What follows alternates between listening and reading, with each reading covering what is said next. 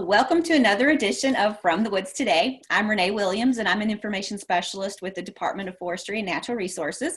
And I'm here with my co-host, Billy Thomas, and we have another great show for you. Hey, Renee, how are you doing today? I'm doing great. Good. Yeah, I'm excited about today's show. We've got one of our first guests that we had on the series of Eric Gracie's coming back, and he's going to be talking about heating with wood. And then we have Laurie Thomas is going to be doing the Tree of the Week, which is American basswood this week. And then we're also going to have a snake ID on, and I'm not going to tell you what that is. We'll let Dr. Matt Springer tell you about that one. So we're excited to have you all with us. A big shout out to everybody that's watching on Facebook Live. Thank you so much for joining us. We really appreciate it, as well as our live Zoom attendees. Please use the chat pod to communicate with us, and if you are on Facebook Live, feel free to leave comments and messages on those, and we will respond as soon as we can to those. But again, we really appreciate you all being with us each week. We enjoy this show a lot, and it's a great way for us to be able to connect with you all, but you got to connect back with us. So let us know what you'd like to see, communicate with us, and use that chat pod wherever you can. And always remember too, if you happen to miss a show, fromthewoodstoday.com, we have all of our postings there. I try to get that done right before the current show that we're having, so you can watch past shows. Every one that we've done is posted there, so you can just go there. Also, there's a survey there that you can click on a link and let us know how we're doing, or if you have a picture that you see something in your woods and it's just like, what is this? I don't understand that. You never know, we might show that. We've done it before with snakes. I know Dr. Matt Springer has gotten a snake in, and we're like, well, let's show this. So you never know what we might use that for. But for now, if you want to get started, Billy, that's great. So Eric, if you want to go ahead and pop your video on so we can start chatting with you. Hi. Hi, Eric. Hey, good morning, Eric. Morning. Good morning. And like we said, this is Eric Gracie. He is a management forester with the Department of Forestry and Natural Resources. And so I do have a question before we get started in your video, though, Eric. We're in the middle of June. Why are we talking about firewood? Come on. We do not need heat. Yeah. Besides being a management forester, for the last 20 plus years, I've supplemented the heating of my own home with wood.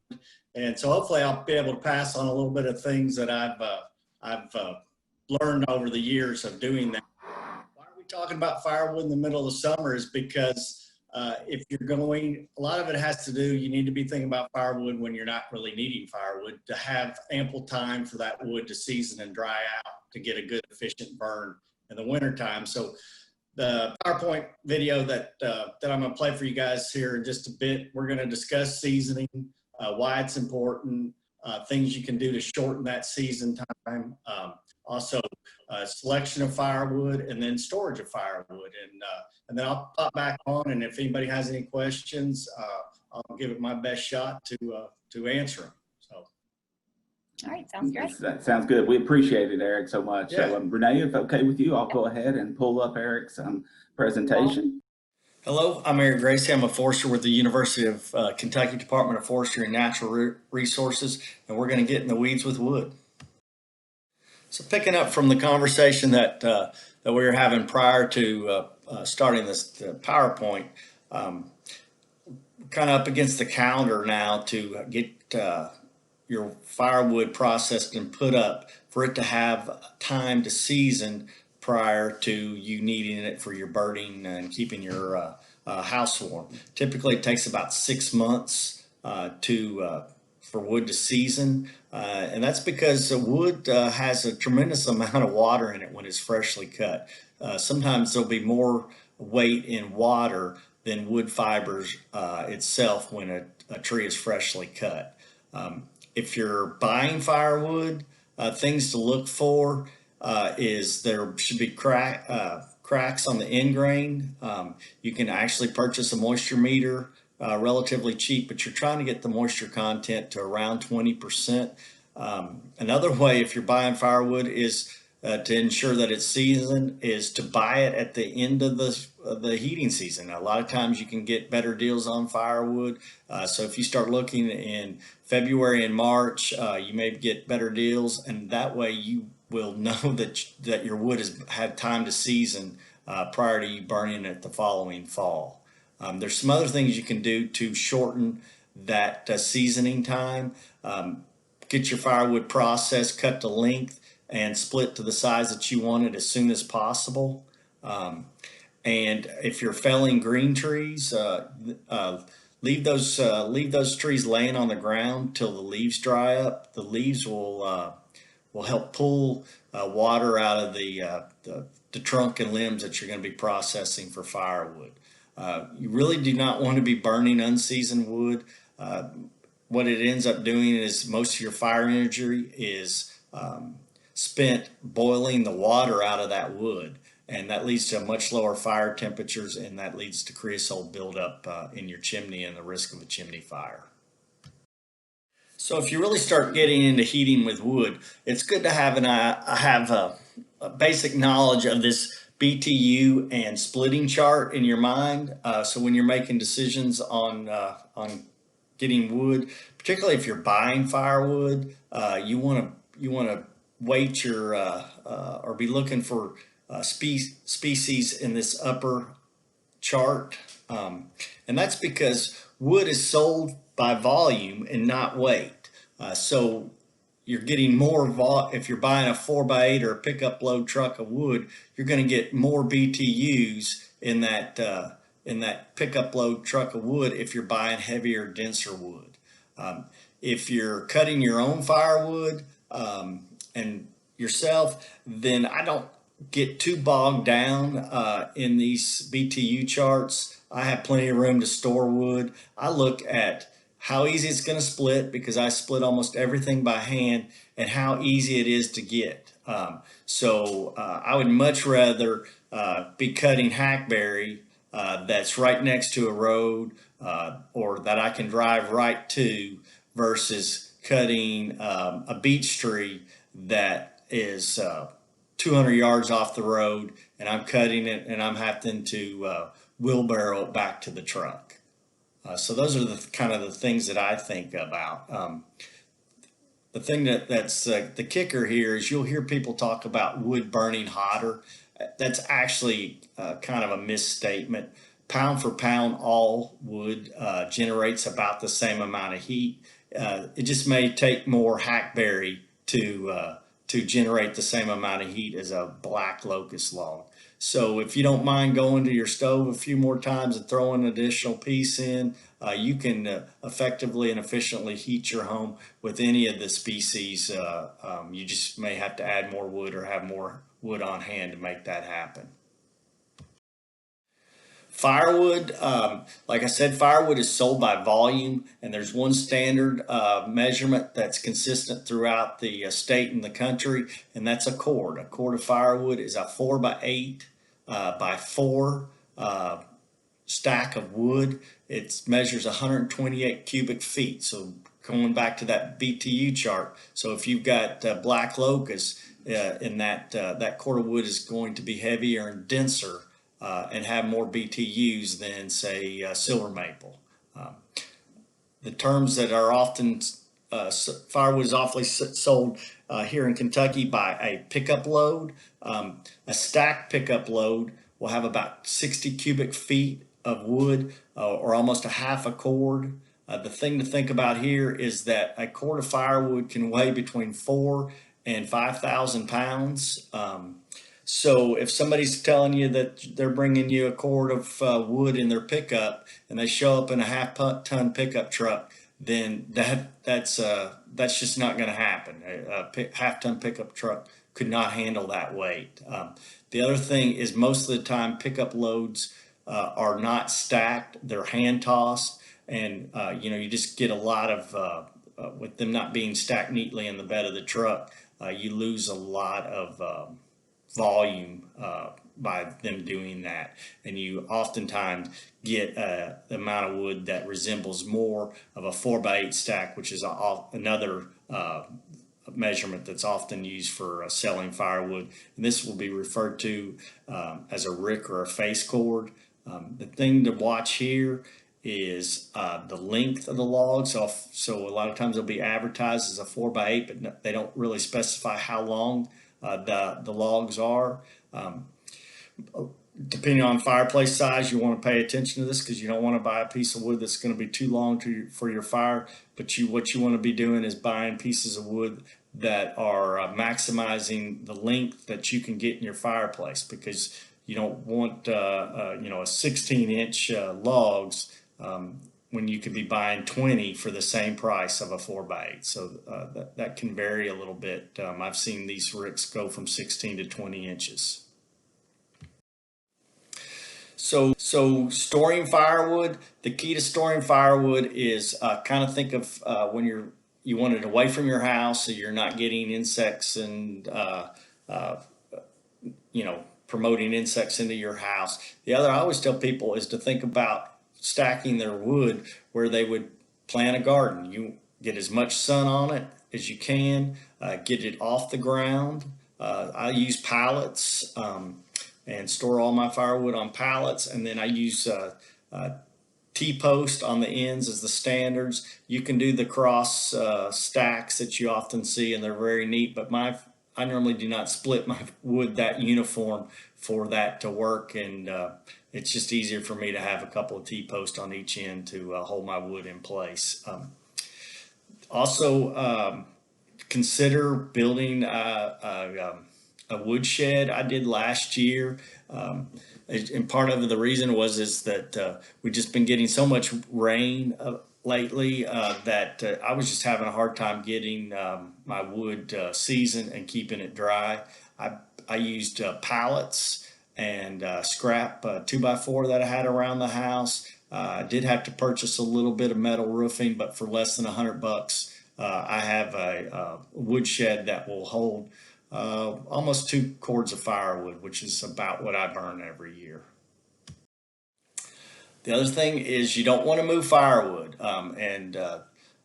so keep that in mind. You don't, if somebody has a farm 100 miles away and says, yeah, you can cut all the firewood you want there, this movement of firewood has really expedited the spread of some invasive species. Emerald ash borer is probably the main one. If you looked at the way emerald ash borer spread, it was was up and down the interstates and around campground, and it was around rest stops, and it was from this movement of firewood. So the general rule is burn it where you get it. You don't want to be moving it much more than about 20-30 miles from where you've cut it. The following slide shows how well heating with firewood cost-wise competes with other forms of heating, particularly in Kentucky. A lot of folks are using heat pumps, which are generated with electricity or natural gas. So even purchasing firewood by the cord is going to be in line with the cost of natural gas, and same thing with wood pellets. If you're using a pellet stove, they're also going to compete well with the other forms of heating. Electricity by far is the most expensive form of heating. The other thing is firewood, if you're willing to put in the sweat equity, you can drastically reduce that $1,170 annual cost down to nothing but gas and for your chainsaw and your truck and moving the wood itself.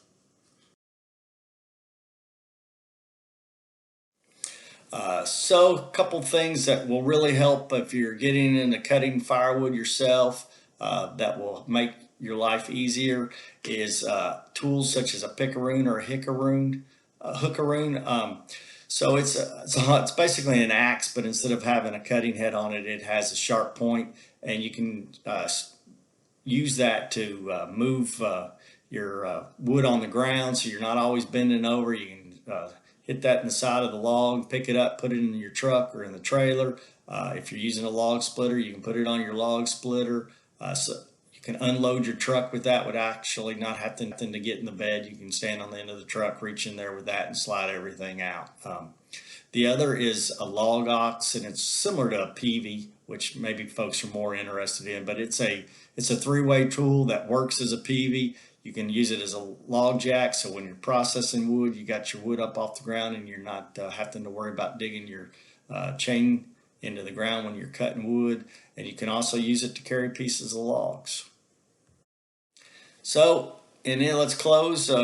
Kenny Rogers Roasters had a pretty good, and the same thing goes with heating with wood. It's the good.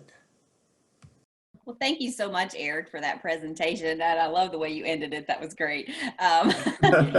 So, Hopefully there's people that remember that Seinfeld episode. right, exactly. So just to remind everybody, if you have a question, please type them in the chat pod, and Eric can monitor that, and we'll monitor that, and just look at all the questions that you have, and we'll be able to have him answer those. But Eric, are there certain places that how do you track down firewood people, I guess, is what I need to know. Well, you can find sometimes on the Facebook Marketplace, people will be advertising free wood of just where they've had storm damage or cut down a tree, and so that's a good place if you're not looking. And then of course there's vendors in the papers, Craigslist, they'll be advertising firewood for sale, and you can always check your local sawmills. A lot of times they will be selling slabs relatively cheap. The downside of slabs is a lot of times they contain a lot of bark, so you don't get exactly the same amount of heat as you would with burning wood. But it just comes down to low cost and your willingness to keep throwing wood on the fire to some degree. And I've picked up a lot of wood from pallet mills where you can, they will have little end cuts of the cans where they're fabricating the pallets, and they'll have waste wood. And there was one here, I live outside of Frankfurt, but there was a pallet mill in Frankfurt, and you just made a donation to log a load of for kids, and they would fill your truck up with end pieces. And the beauty of all that was it was clean wood because it didn't have the bark and it had been processed. And so it made for pretty clean. My wife enjoyed that because I wasn't bringing in a big mess every time I brought in a load of firewood. Yeah, I bet. Yeah. There was a question about how do you control insect pests in your firewood? That's a tough one. So that's the key on pointing on having it stored away from your home.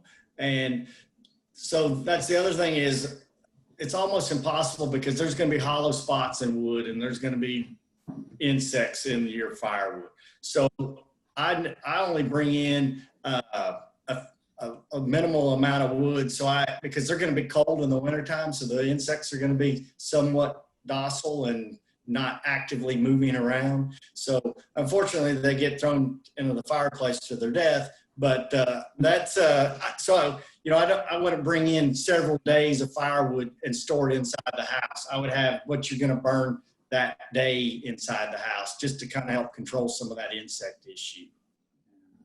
I think that brings up another good point, Eric, you were talking about, and I was so glad to see you included it in your presentation about the importance of not moving firewood. We know that the emerald ash borer will spread widely through firewood movement, and you can see how it works, right? An area gets devastated, you got all these dead ash trees, and then what are you going to do with them? People are looking to sell them as firewood, and then we saw a lot of transportation of the emerald ash borer with that. So I really appreciate that, and that's a great reminder for all our folks. I know you want to do the right thing about your woods, but you can really cause a lot of problems if you move firewood around. You can introduce some of these pests that can really devastate some other people's woodlands. So please don't do that. I know the temptation is strong, but we really encourage you not to move firewood. So thank you. Yeah, and I didn't mention it in the presentation, but as a forester, incorporating firewood collection in your timber stand improvement can really help kind of be a double barrel there. You get your firewood and you improve the health of your woods and your quality of your woods. So that's something to think about if you have your own wood lot to cut in. So and a forester can help you make some of those selections on what trees to remove and put in your firewood pile. Yeah, that's a great point. It really is. Make it part of your woodland management operation. So are there a lot of other insects that live in wood that could cause a problem right now? The big one's going to be the termites would probably be everyone's most concern, which you can sometimes, that's where the key is, where you're storing it up off the ground. They're subterranean termites for a reason, and they need that cycle of being able to move in and out of the ground, and breaking that helps. And they need a moisture content as well. So if you're getting your water or your wood dry, you're going to make your wood pile less attractive to to termites. The others are just the carpenter ants. And those, if you start, that's the key of getting them away from the house. My wood pile is probably, I don't know, probably 60, 70 feet from my house. And I know that's not the best when you're carrying wood in from your wood pile to the house, but I err on this. I'd rather do a little more effort than have to worry about calling a pesticide guy. Yeah. I was going to say, Eric, you hear that old saying that firewood will heat you multiple times, right? It heats you as you collect it, and it heats you when you burn as well. So, maybe you heat you as you transport it to your house too. So, was a question about, do you have any tips on what to do with the ashes? Not, I tried to spread my ashes across. So I had a little patch of woods, and I would not just put it in the same spot everywhere, because it can really change the pH and the content of your soil. So I tried to just not have one designated area. But I'm always careful to make sure your ashes are cool and before you start dumping them. And that's where I dispose to mine. Some people will put them in their garden, but depending on the size of your garden and how much wood you're burning, you can screw up your soil content with too much ash pretty quick. We also had a comment that someone puts their firewood in barrels with lids on them once they get them in their house to keep out roaches and termites and things like that. Yeah, good. That's another idea. Yeah, exactly. All right. Well, it looks like the questions are slowing down and no longer. So, Eric, we thank you for your time. We appreciate all the work that you do to help us with From the Woods Today. I know you're on here every week, and that's a time commitment, and we greatly appreciate all that you do for us. Yeah, no doubt.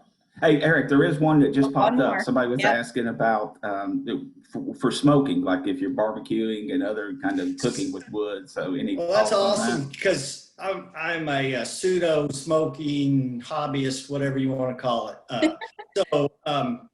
So for smoking salmon and chicken, I prefer apple wood or fruit wood, and for pork, I prefer hickory, and then for beef, you have to buy it, but it's hard to beat mesquite. For we just don't have mesquite around here, but it's hard to beat mesquite for beef. So those are my go-tos. But hickory's hard to beat. Sugar maple is actually, it gives it a real soft smoke, so it's good for fish as well, and chicken. Billy, it sounds like instead of heating with wood, the next show is cooking with wood. No doubt. Hey, I'm telling you, Eric, you've got some skills, buddy. You really do, man. Thank you so much.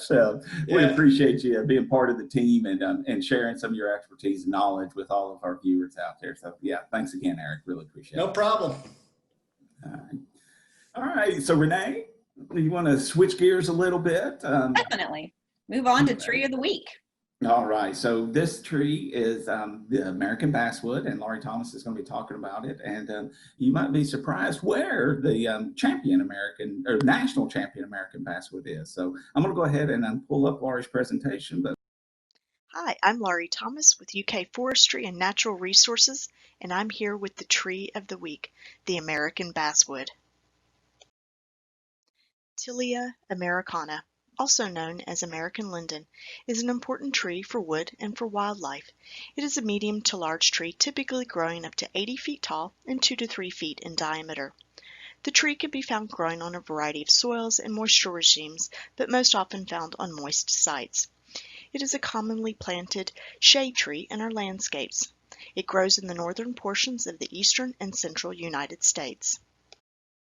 American basswood has fragrant, creamy, light yellow flowers that bloom in late spring to early summer after the leaves have emerged.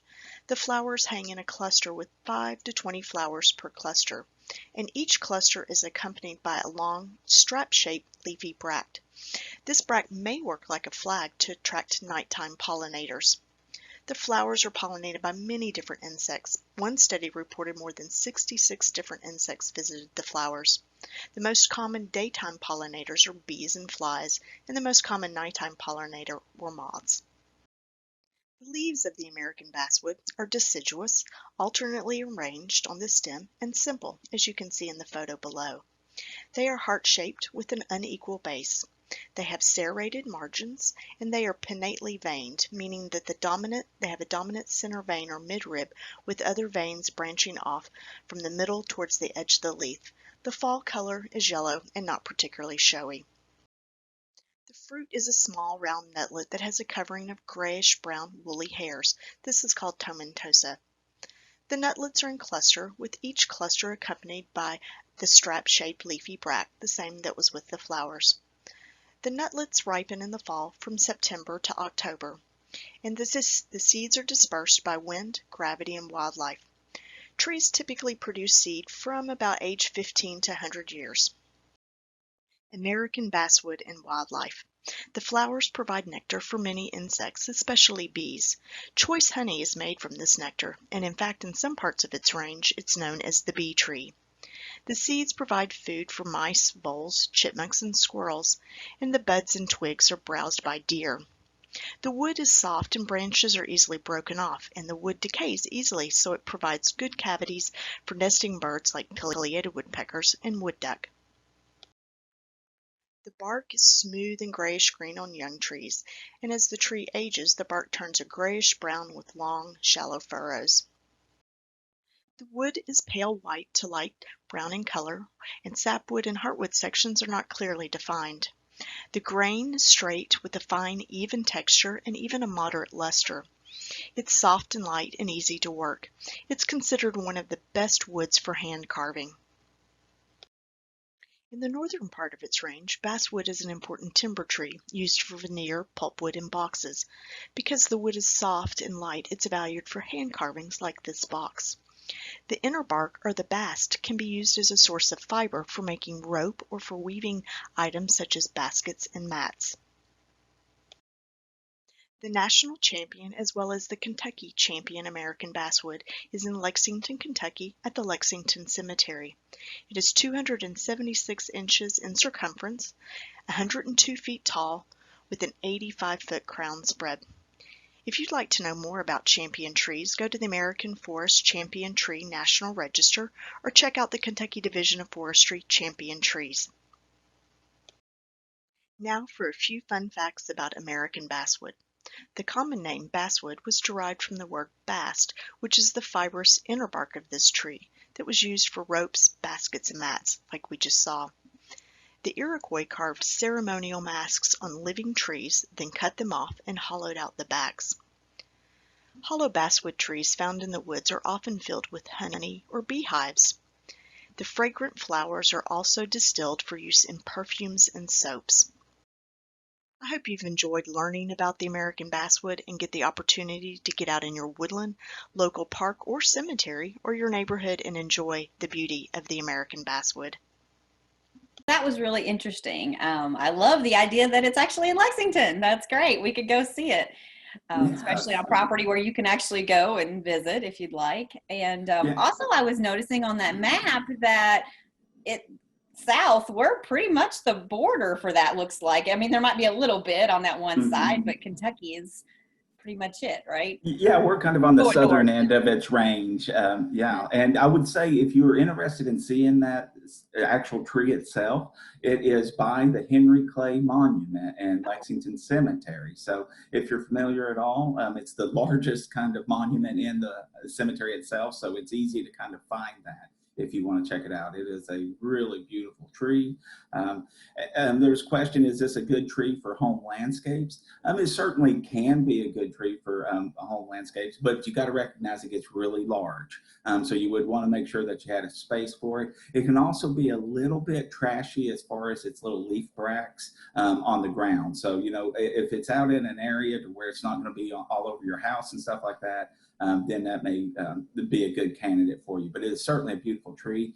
We see it a lot in the woods, especially in nice cove areas where it's nice and moist, as Laurie mentioned. And often you can really pick it out because it's really prolific at sprouting. It will sprout from its base. You'll see a lot of sprouts around the base of the tree as well. So it's a good way to pick it out. But it's a great tree, really important for honeybees and wildlife, as Laurie mentioned. So yeah. Somebody also Laurie, said that Japanese beetles love to eat on it.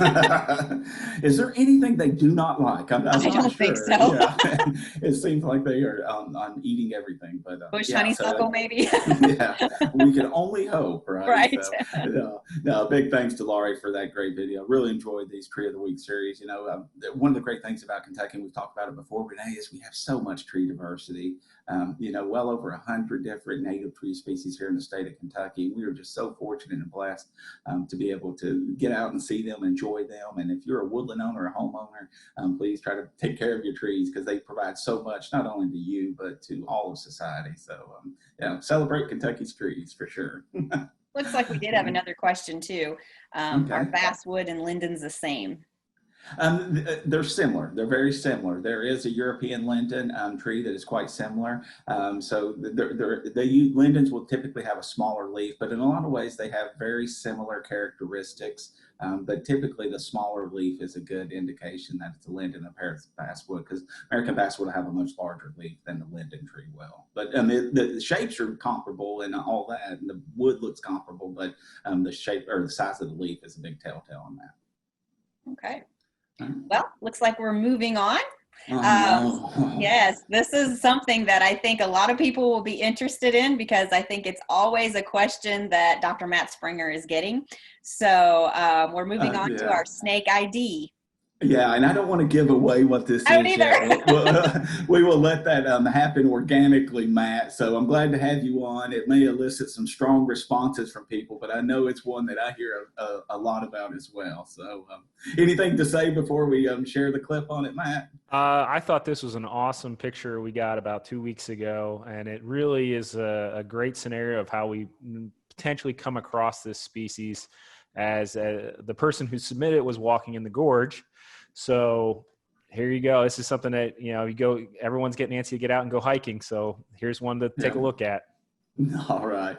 So without any further ado, Renee, I'm going to go ahead and pull up Matt's presentation on the snake ID of the week. Good morning. This is Dr. Matt Springer with the University of Kentucky's Department of Forestry and Natural Resources, here to talk to you about the snake ID of the week. As always, I want to highlight our Kentucky Snake Identification website found at kysnakes.uky.edu, which possesses as much information as you can find on snakes in Kentucky for all the species we have, and also providing a tool on how to ID your snake and report some snakes that you've seen if you would like to. So getting into our picture of the week, here's our image submitted from the Red River Gorge about 2 weeks ago. And it's a situation that a lot of us have come across where all of a sudden you look down at a crevice or a crack or on the forest floor and you see a snake just sitting there all coiled up, hoping that you were going to just walk right by them. But in this situation, if you're not running away already, we would hope that you'd want to identify that snake to know what you're dealing with, to either safely navigate around that animal or potentially to try to sit there, take some pictures, maybe interact with it in a safe manner for both yourself and the animal. So to start it off, we can have a great picture of the animal's head, good view of the body. We can't see a tail, but the key to this snake here to know whether or not it's venomous or non-venomous is to zoom into the head. It tells us exactly what we need to know. So we're going to close up here, and there's two features that come out right off the bat. If you look at the pupil shape of this animal, you'll notice that is not a rounded pupil, but a vertical slit pupil. And then right in front of that eye, if you look, there's actually the vent is there, which indicate two things for us that we need to know. One, that this animal is a venomous species in Kentucky.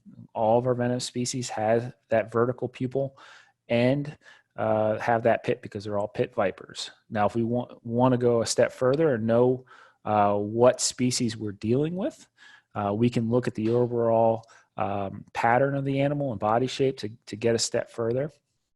Because we know where this animal is in the Red River Gorge, we have two potential venomous species there with the timber rattlesnake and the copperhead. Now, we don't see a tail in this image, so we don't know whether there's a rattle on there. But if we look at the banding of the animal, this is a feature that tells us right off the bat whether or not it's a timber rattlesnake or a copperhead. And the banding has that Hershey kiss shape to it, as you can see, that from the bottom to the top, which points to the species being a copperhead. And to be honest, this animal is a great representation when you look at its head and the color of why they have that name. So that's our snake ID of the week. And to end on snakes in general, as I always try to do, always make sure you identify what snake you're dealing with to know whether or not it's safe to be close to her, or whether you need to walk in the other direction. If you like less snakes in your area that you live or frequent, reduce those shrubby areas around your house or garden, keep the grass mowed short, make it less hospitable to these animals and to their prey, which may attract them there. Keep in mind, they have lots of benefits, right? So these guys generally reduce rodent populations for a lot of our larger species. They eat and consume rodents as their diet, which has benefits of rodent control. And also, when you look at the ecosystem services on top of that, it actually usually reduces tick numbers and abundance and tick diseases in those areas as well. Need any more information on snakes or identifying a snake? Use that snake identification website, found once again at kysnakes.uky.edu. Have a wonderful rest of the day. Thank you, Matt. We greatly appreciate that. And you know what? I think you've got me hooked, because I saw that Hershey kiss and I was like, uh-oh.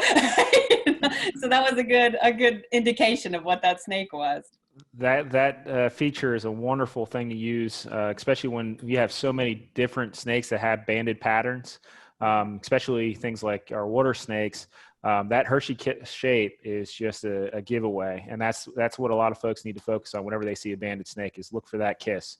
And it's it's so easy to remember too, especially considering I'm from Pennsylvania and would go to Hershey all the time. All right, folks, don't forget, if you have a question, go ahead and type them in the chat pod, and Matt can answer them for us. But Matt, I wanted to ask you one question that a lot of people seem to talk about. Is they'll say, oh, is this snake poisonous? And you're always saying that that's not correct. So explain that a little bit. Sure. Yeah. So a lot of times people call the copperheads or rattlesnakes poisonous, and if we get into semantics and correct definitions, a poison is something that you ingest, right? So a berry can be poisonous, especially if you consume it, whereas venom is something that is injected into you by an animal. So the only way a snake would get venom into you, right, is to bite you. So that's really the difference. So someone asked, are snake populations declining? Yeah, so that's a really good question, and it depends. There are some species that are doing quite well. Things like the common water snake and the queen snake in Kentucky that we have some research done here and the department on are looking like they're doing okay, whereas species like rattlesnakes are not doing so well. They're declining quite a bit. A lot of that has to do with habitat fragmentation. There's long-lived, slow-reproducing species, so they really need a stable landscape to keep those populations up. And there's also some other things going on, like snake fungal disease, which doesn't look like it's helping snake populations and may be causing more issues. Matt, I was going to ask, I've been canoeing around the Red River Gorge, and I saw a snake come up on me once, and I swear I thought it was a copperhead, but it ended up being a water snake. You won't probably see really copperheads out swimming, will you? They are able to swim just fine. It's not something they do frequently. However, they are more than capable of swimming in water, and you can see them in lakes. I had a picture that was submitted from Dale Hollow Lake of somebody on a pontoon boat right in the middle of the lake, and a snake was going across the water, and sure enough, it was a copperhead. Wow. Most of the time, the venomous snakes are not going to be swim underwater. They're going to be on top of the water. So if you see a snake that's underwater, almost more than likely it's either a queen snake or a water snake. Out at Western Kentucky, we have a couple different water snake species. So that's if you see a snake that's underwater, you're probably just fine. Pay attention to the ones that are on top water, and you have to use those same features, look at head shape and banding patterns. And, rattlesnakes can also swim.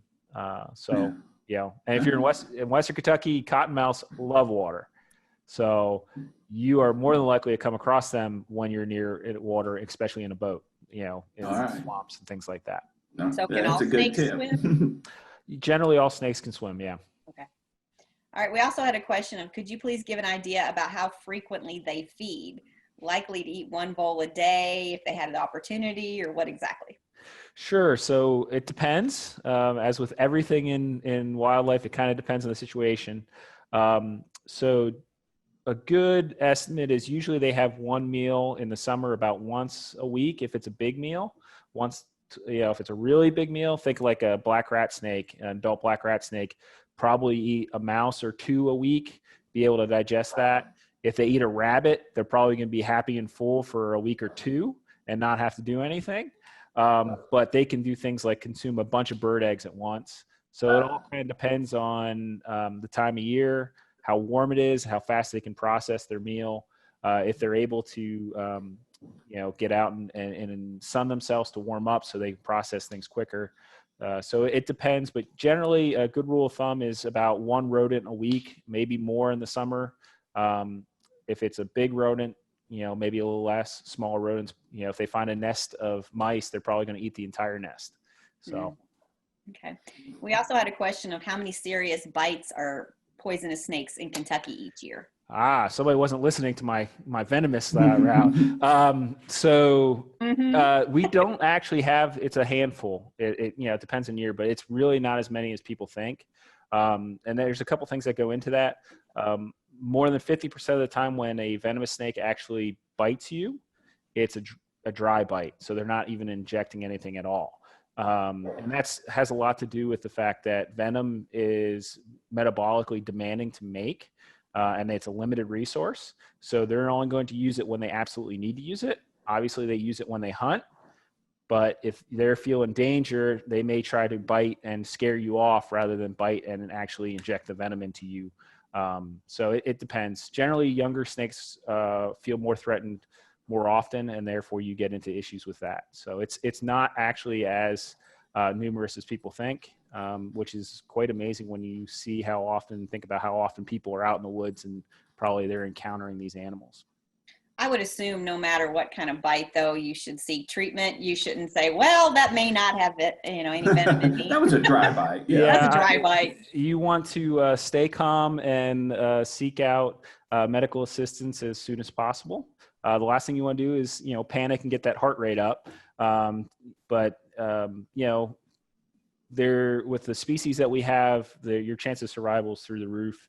It's not, we aren't dealing with species, say, from Australia, where if they bite you, you're really in serious trouble. And because of the venom quantity and characteristics for our species, it's, go see the doctor for sure.